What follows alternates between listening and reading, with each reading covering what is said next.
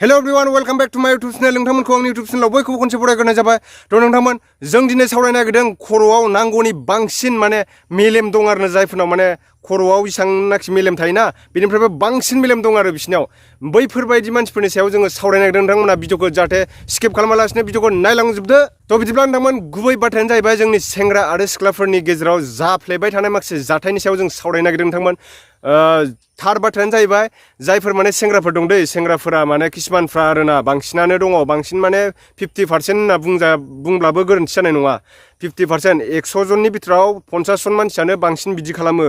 दा जायफोरा बिदि खालामो नोंथांमोना गावनि गियानखौ एसे सोलायबा मोजां जागोन आरोना। आं DN ब्लग्सनि खोथा बुंनो सानो। DN ब्लग्सनियावबो दङ बिथांखौबो खालामदों आरो माखासे सासे सेंग्रा दङ प्रान्जय होननायखौबो बिदि खालामदों। ओमफ्राय दा जमुना बर'खौबो बिदि खालामगासिनो दङ। दा गुबै बाथ्राया जाहैबाय फेक एकाउन्ट मिथिबायना जायफोरा फेक एकाउन्ट खुलिनानै गुबुननि नाम लानानै बायदिसिना बदनाम खालामनो नागिरो गुबुनखौ।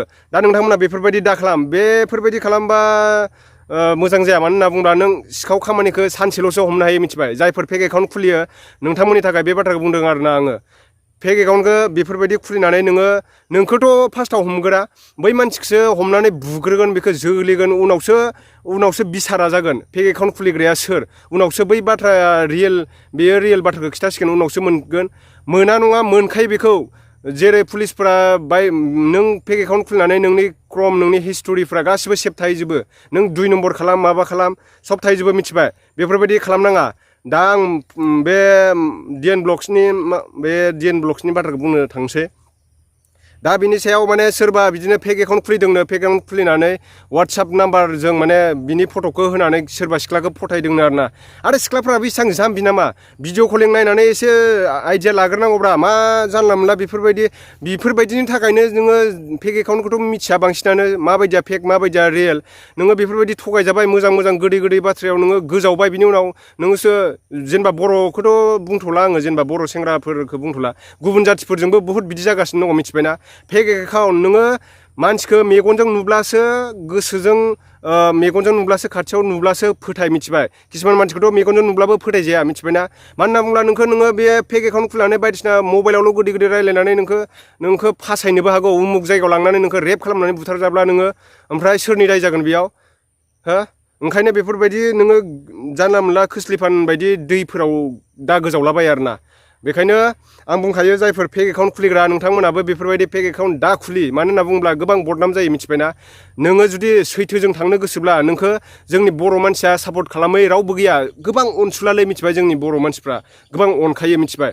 नोङो फेक एकाउन्ट खुलिनानै गुबुननि फटक लानानै नोङो गाज्रि कमेन्ट खालामनाय इउटुबफ्राव सोरखौबा गाज्रि बाथ्रा बुंनाय सोरनिबा नामखौ बदनाम खालामनाय बेफोरबायदि खालामथारना मालाबाबो मिथिबाय। सानसेब्लाबो हमजाखागोन नोङो मिथिबाय। नोंथांमोना नुदों जानो हागौ अरुणाचल नागालेण्डफोर बायदियाव रेप खालामग्रा सेंग्राफोरखौ रेप खालामग्रा आरो माखासे फेक एकाउन्ट खुलिग्रा मानसिफोरखौ माबायदि बुयो। जोंनियावसो दा बर' मानसिफ्रा गोबां अनो मिथिबाय खालामा बेफोरबायदि। दा बिदि खालामा होननानै नोंथांमोना आखलखौ बांद्राय देखायना आरोना बेफोरबायदि फेक एकाउन्ट दा खुलि। आं गोबां नुगासिनो दङ सिख्लाफोरनि फटक लानानै किसुमाना फेक एकाउन्ट खुलिनानै जिमेल आइडि फेक एकाउन्ट खुलिनानै आंनियावबो कमेन्ट हरग्रा गोबां दं। आं नुगासिनो दङ आरोना।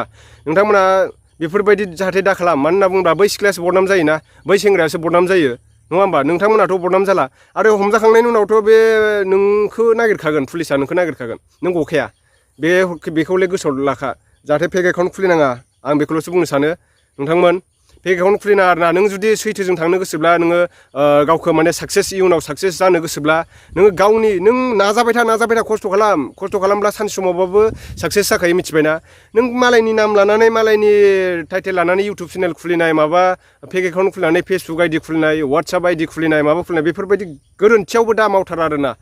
नों गावखौनो जुदि मोजां गियाननि मोजां गोसोनि सानोब्ला नोङो सिखाव खामानि मावोब्लाथ' नों सानसेबाबो हमजाखायो। बेफोरबायदि सिखाव खामानि मावनाङा। बेफोरबायदि फटक मालायनि होनानै नोङो कमेन्ट हरनाय मानाय आइडि खुलिनायफोराथ' सिखाव खामानिसोखा गासिबो सिखाव खामानिसोखा मिथिबाय। आं सैथोखौनो बुंखायो डाइरेक्ट। ओमफ्राय जायफोरा सानो किसुमान इउटुबार्सफोर दङ जायफोरा माने किसुमान गावनि साबसक्राइबारफोरनि थाखाय गावनि बर' जिथुनाखि बर'फोरनि थाखाय किसुमाना खामानि मावनो सानो खामानिखौ माबायदि मावो मिथिबायना बिसोरो साबसक्राइबारफोरनिफ्राय फैसा बियो किसुमाना डनेसन बियो हो नामावल'सो डनेसन बियो गाव बहा थांदों गाव केमेरा बायनाय गाव जानाय लोंनाय गावनि बार्थडे पार्टि मानि थाखाय बेफोरबायदिनि थाखायसो डनेसन बियो खिन्थु जोंनि बर' मानसिया इसां जाम्बा नङा मिथिबायना जों अननांगौखौ अनखायो माखासे बर' मानसिफ्रा जोंनि सुबुंफ्रा गोबां अनसुला मिथिबाय गोबां सहाय खालामगोन नोंखौ खिन्थु बेफोरबायदि केमेरा बायनाय माबा नों बहाबा जानानै लोंनानै बेकार गिदिंहैनाय थाव सोगारनाय बाइकफ्राव माबानाय बेफोरबायदियावथ' फैसा हरखाया नों मोजां खामानि मावदोंब्ला नोंनो डनेसनखौ हरगोन माबायदियाव हरगोन मिथिबायना सोरनिबा दैबानाजों